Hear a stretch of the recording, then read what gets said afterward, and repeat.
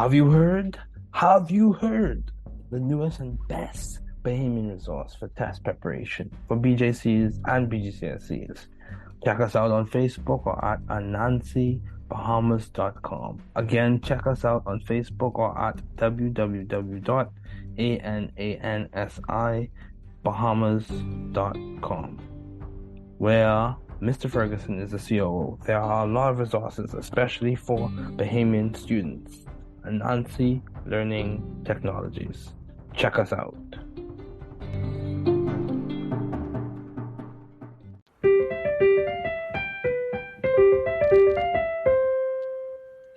Welcome to the new Chemist. We're glad you're listening. Feel free to download this podcast on Google Podcasts, Apple Podcasts, and Spotify. Here on the new Chemist, we discuss chemistry, which simply put is the science of change, as well as careers, community research, and COVID-19. We're happy you're tuning in. My guest today is the Dean of the College of Engineering at Georgia Tech, Dr. Raheem Beyah. Thanks for joining me today. It is good to hear from you. Just briefly, I'll inform my audience about you. Dr. Beyah is a Georgia Tech alumnus. He earned his master's and PhD in electrical and computer engineering from Georgia Tech in 1999 and 2003, respectively. He received his Bachelor of Science in Electrical Engineering from North Carolina Agricultural and Technical State University in 1998. A native Atlantan, he is a graduate of the Atlanta Public Schools system. Dr. Beyah also leads the Communications, Assurance, and Performance Group and is affiliated with the Institute for Information Security and Privacy. He is a co-founder and board chair of Fortified Logic, Incorporated, an industrial cybersecurity company. He serves as Institute Data Security Lead. He is a co-founder and steering committee member of the Academic and Research Leadership Network. He has held several additional leadership roles at Tech, including serving as interim Steve W. Chaddock Electrical and Computer Engineering School Chair during the 2017 to 2018 academic year, the Electrical and Computer Engineering Associate Chair for Strategic Initiatives and Innovation from 2016 to 2018, and Chair of the Electrical and Computer Engineering, Computer Systems, and Software Technical Interest Group from 2015 to 2017.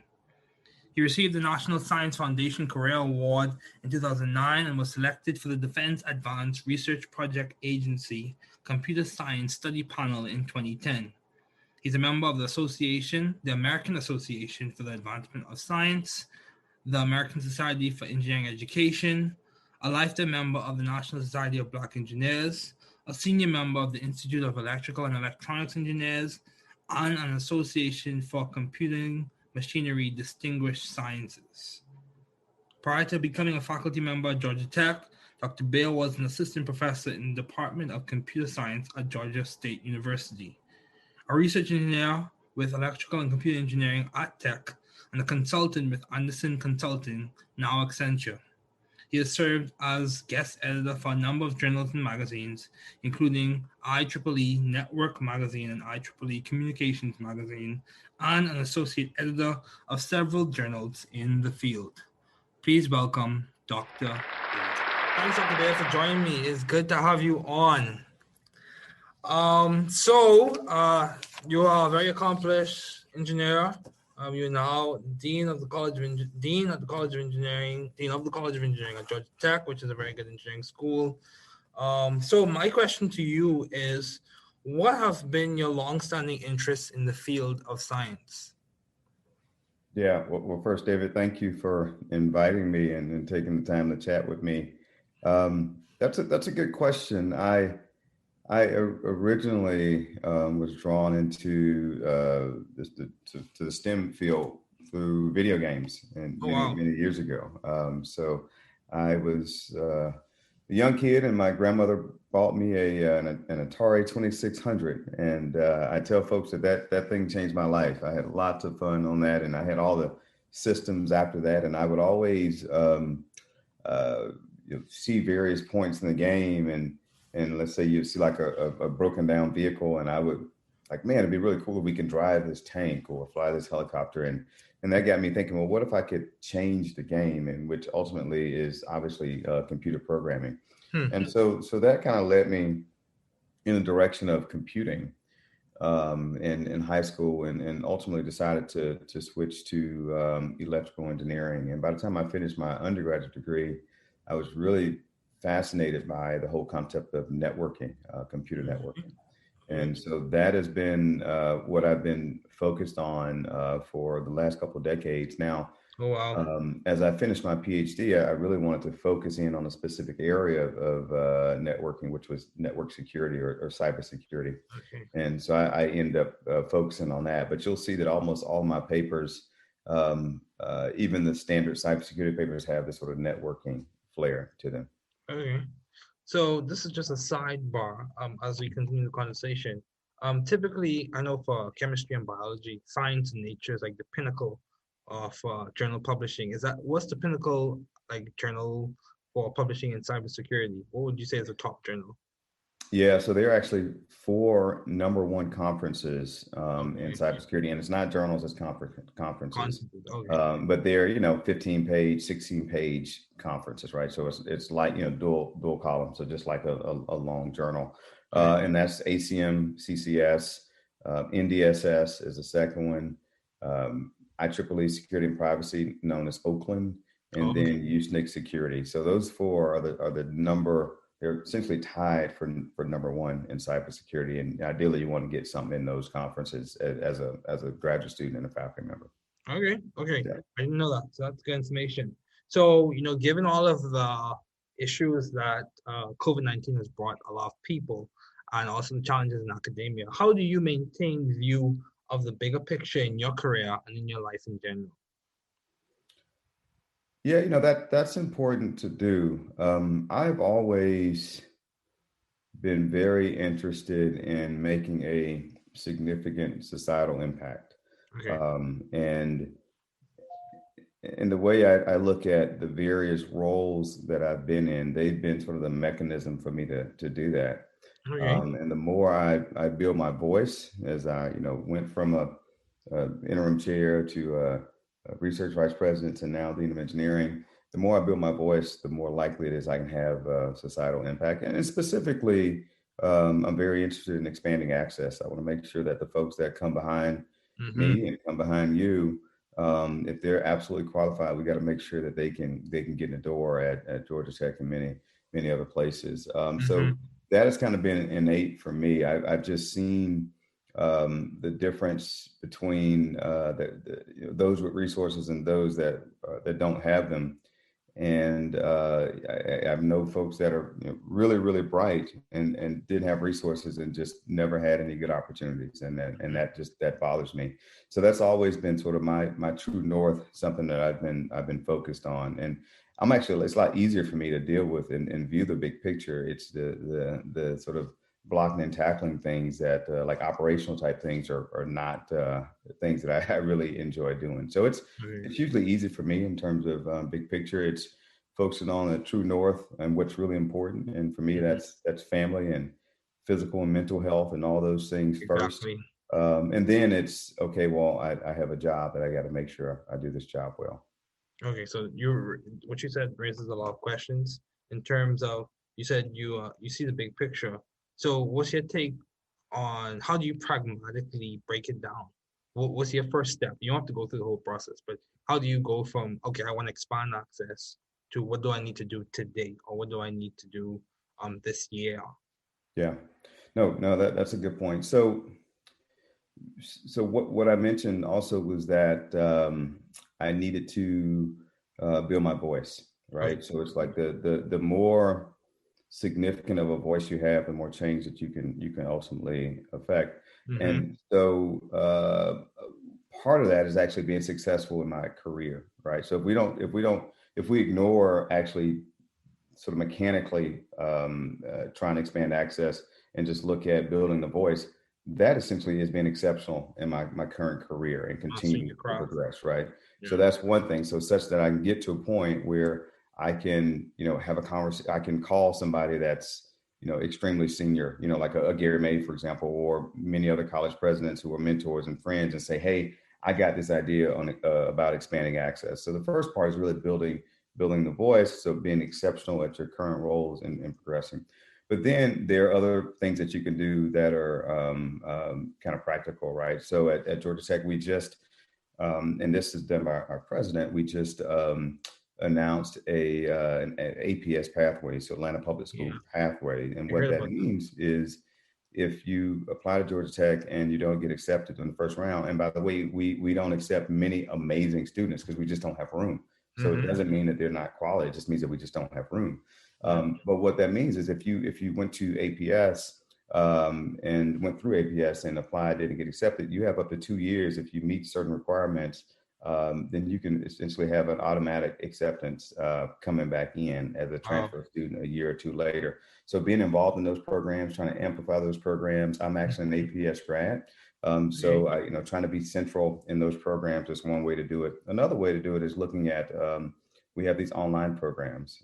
So we have an online master's in computer science, online master's in analytics, an online master's in cybersecurity. And I was the executive director that actually stood up the online master's in cybersecurity program. And that screams access because now there's no physical boundary. You can be all over the world. We literally have students all over the world.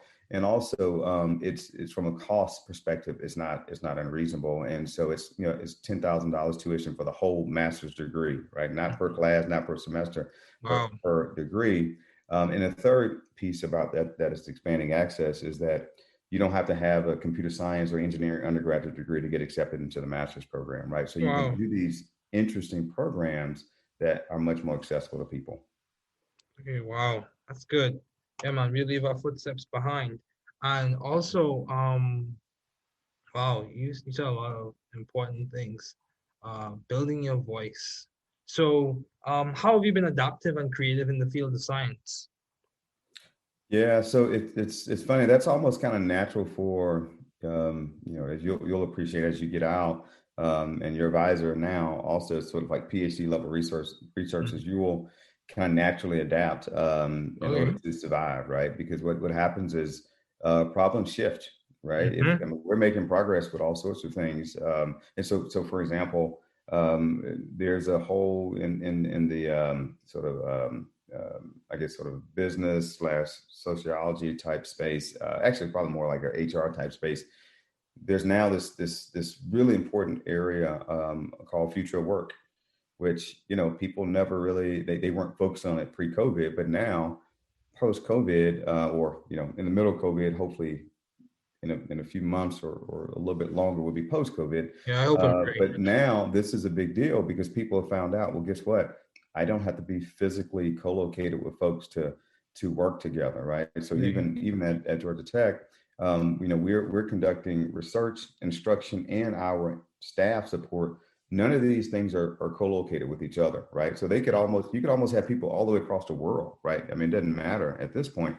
And so the question is, well, how should the university of the future look? How should the workplace of the future look? Do we go back to do the exact same thing? And so my whole point is that because of this event, it's almost ushered in a new or amplified a previous research area. So people adapt and shift. And the same thing happens for technology. So over my career, I went from interested in networking to quality of service in networking to wireless networking to wireless network security, and then ultimately to cybersecurity. And finally, now my focus is on cyber physical system security. So this sort of the integration of engineering and computing. And a lot of that just depended on my interests. It changed over time. Problems change over time, and also funding changes over time. So funding agencies, they decide, every year, what are the priorities, and you need to be aligned with those if you want to be funded. I agree.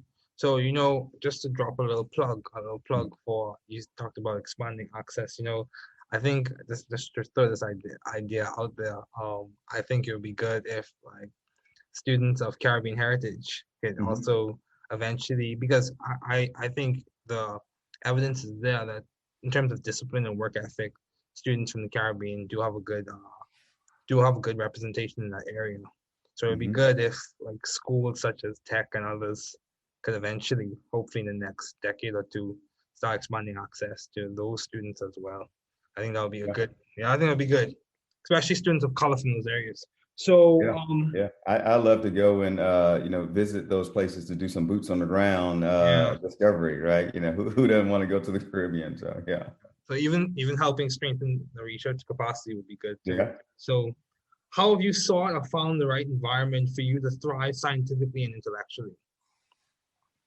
Yeah, I kind of stumbled upon that. I think when when I came out of undergrad, I only applied to one graduate program, which was Georgia Tech, and that was a mistake. I mean, fortunately, it worked out, but I always It worked out well, I would say. yeah, but you never know, right? So I always encourage folks to listen. We want Georgia Tech to be your number one choice. We think we are the best out there, and we're the best for you. So certainly apply to us, but who knows what may happen, and apply to other places as well. And so I always wanted to come back to Atlanta, and I knew Georgia Tech was a very good school, and that was kind of how I made my decision. I never thought that I would be working at Georgia Tech, and when I got to Tech, certainly it was not perfect, but I had overall a very good experience. I had a PhD advisor who is he just turned 80. 80-year-old white male now, and he was like a father to me, and just more supportive than I could have ever imagined. And so I kind of stumbled upon just really good people, good mentors, and good advisors that created an environment for me to thrive. And then once I saw that, hey, well, this is possible, and then I was much more intentional about, well, is this the place that I want to stay? Do they, are our values aligned? And that's really important for me. I'm not, I won't be at any organization where I don't feel that my values are aligned with that organization. It's just life is too short for that. And honestly, I feel that it does. I mean, we have really good leadership, very interested in essentially all the things that I'm interested in. So to me, it's a treat to be where I am. But again, I stumbled on it, and then I realized this is a really good place to be. Yeah, that's good. Yeah, so I'm sure there are very sundry PhD students would eventually like to work at a place like Georgia Tech. But I'll leave that one right there. So, what have been your most effective and impactful ideas to date? What would you say have been the most impactful ideas you have implemented, whether it be in network security, whether it be in your various roles in administration? What would you say has been your most impactful idea? Yeah, I would go with let's go with one technical one and one sort of mentoring type. Yeah, we'll do that. So the technical one is I'm pretty much probably most known for work I've done in rogue access point detection, and so this is really early work, a couple of decades ago, literally, but it's yeah, this couple of days. Yeah, exactly. It's you got these wireless access points, and believe it or not, they were not as pervasive as they are now, right? And so you got to be basically rich to get one of these. Like companies would have to be really wealthy to have two of them, and you might have Wi-Fi in 10% of the building, right? And that's kind of what it was when I was in graduate school early on. And so there was this risk that kind of popped up, this threat of, well, what if an individual bought their own wireless access point, and plugged into the network? What happens? And now you basically are expanding the company's private network into, let's say, the parking lot, where you can have an attacker just sitting in a car, just monitoring traffic, trying to reach these malicious, reach various machines that are via malicious ways. So all that stuff was folks were worried about, and there had been some attacks, and so we ended up coming up with a really cool technique that before it was like, well, let's look, it's going to emit these wireless signals, these rogue devices. So let's kind of drive around, walk around, and see if we can detect these wireless devices. But that's crazy for like a campus, like a Georgia Tech type campus, or even companies that have these large campuses. So the method that I and colleagues developed, it focused on, well, if we look at the backbone traffic, because that's ultimately what they're trying to do. If you connect a wireless access point to a network, they're ultimately trying to traverse that network. So what we can do is monitor the traffic at the backbone, and we had some clever algorithms to determine that traffic originated from a wireless device and not a wired device. And then once we were able to do that, we can determine if that wireless device was a rogue or not, because we had a list of all the ones that were legit and able to determine that this was a rogue device. And so what's neat about it is now if you have a company that's massive, let's say like a Sandia, which is massive out of New Mexico, and this is again decades ago, we don't have to literally walk the halls. People would walk the halls with RF scanners looking for signals over half a mile, kind of square foot or whatever, half a mile radius, I guess you could argue, for these massive campuses. You can just look at the network traffic and determine that. So that's what I became when I became a distinguished scientist, the ACM distinguished scientist. Citation is for the work in rogue access point detection. We had one of the earliest papers in that world. And then the other thing I would say that I'm most proud of is me and two of my colleagues, Sam Ram and Bar Cola, who Sam is the mechanical engineering chair and Bar is a professor of mechanical. We came up with the ARL network, so the Academic Research and Leadership Network. And the whole goal of this network was to develop a community for STEM PhDs and near PhDs, basically like you, because we noticed that just didn't really exist. And we wanted to make sure we had various type of mentoring programs and all that in place. Well, we started about 7-8 years ago. Fast forward, we have about 400 members now, and it's a very active network. We've had about 5 or 6. We have these workshops that they are co-located with NSBE, and we would pay to fly people up, maybe 30, 35 folks up to do like a 2-day intensive training on how to be successful in academia, how to do your dossier, how to interview, how to do all those other things. And so we've been doing that for about 5 or 6 years. So this is a community that didn't exist, and we actually were able to build it from scratch. So I'm pretty proud of that. Oh, that's good. So I'm gonna be very upfront. One of my goals is actually work in academia. So Cool. Professor, so is this available for outside students, or is this only a tech center? No, it's certainly all students. So it's PhDs, or so it's a research community. So it's PhDs or near PhDs. So it's just arlnetwork.org. Okay. You can sign up there. Okay, cool. That's good. That's very good. Yeah. So yeah, I thought that's interesting. You said monitoring network traffic to determine, if I'm understanding what you said correctly, monitoring network traffic to determine the origins of where the interference is coming from. Is that what you're saying? Well, to determine the origins of the traffic itself. And so can I look at the traffic and determine that it started on a wired network or a wireless network?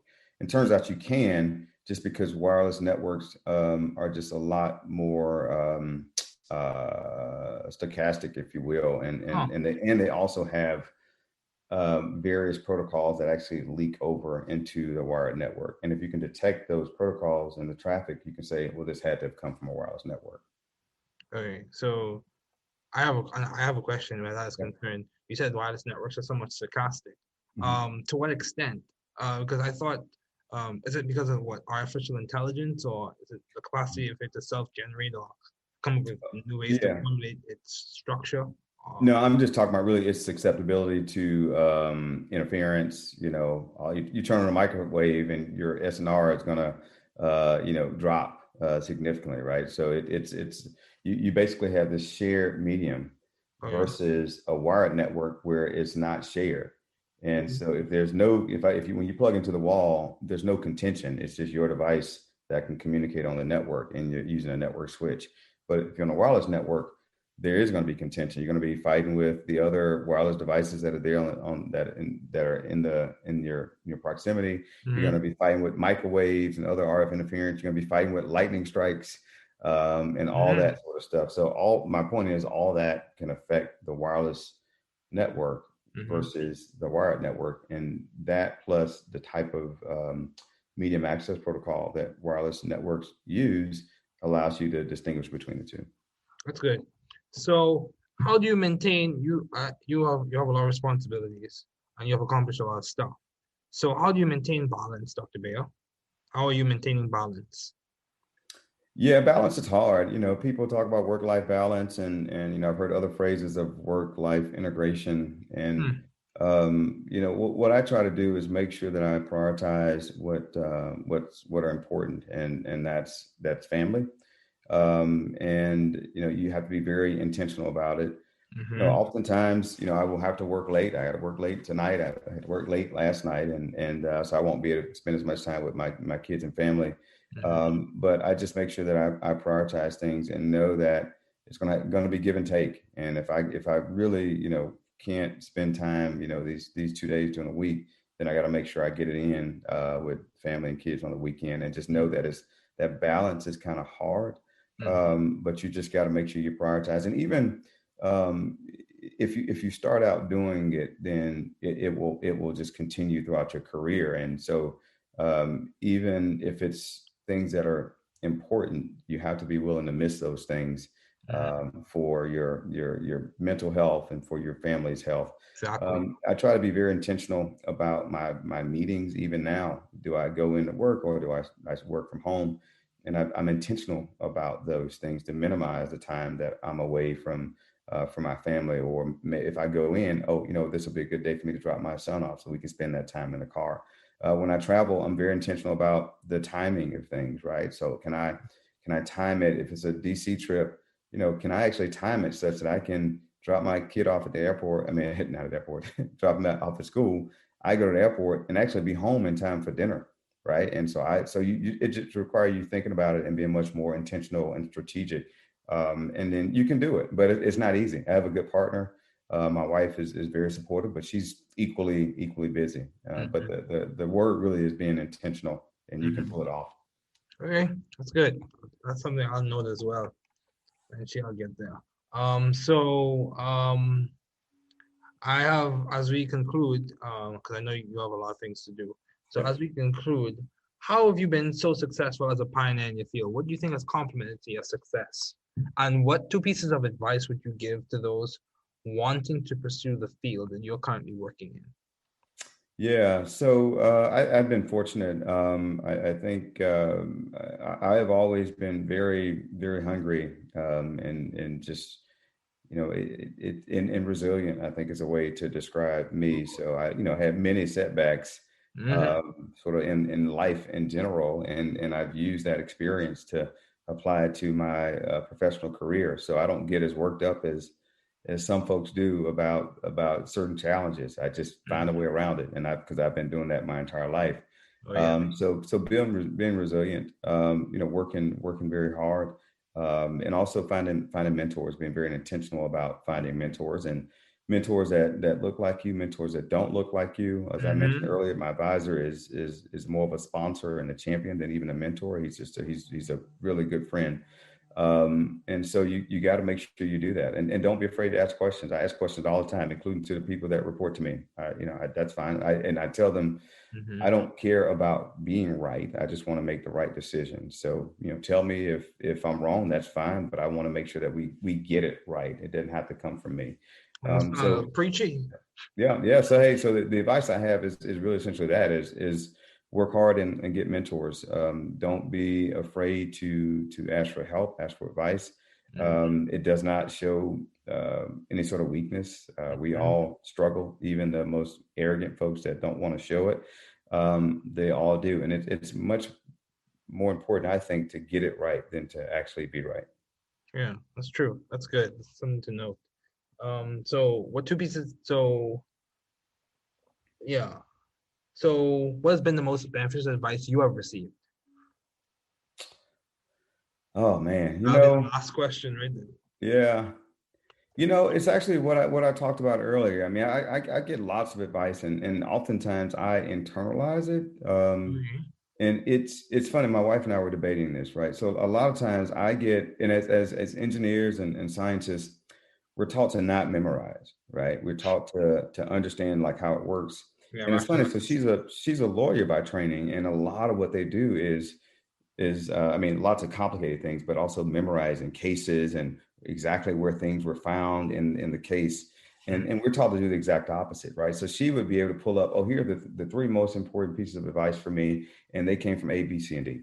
For me, I usually take that advice and I internalize and I incorporate it. And then I'll forget like man, did I get this advice from someone? Because I just started to do those things. But one I often pull out, which obviously means that it was important and stuck with me, is the whole build your voice piece. And this was from actually one of my wife's law partners many years ago, and we were talking about, I think, diversity and just how to change the various fields of engineering, of law. And he basically said, well, if you can't do anything, it's very difficult to make these changes kind of at the bottom. And what you got to do is build your voice and be exceptional. And then once you do that, then the changes that you attempt to make, they'll be so much more impactful. And so I love to sort of leave that with you and your audience, and it certainly has worked for me. Yes, thank you again, Dr. Beyah. It was good to have you on. Yeah. Thanks for listening. We're glad you were able to tune into this podcast. Once again, this is The New Chemist, where we discuss chemistry, which simply put is the science of change, as well as the other sciences, careers, community, research, and COVID-19. Thanks again for listening. Note, the views on this podcast represent those of my guests and I.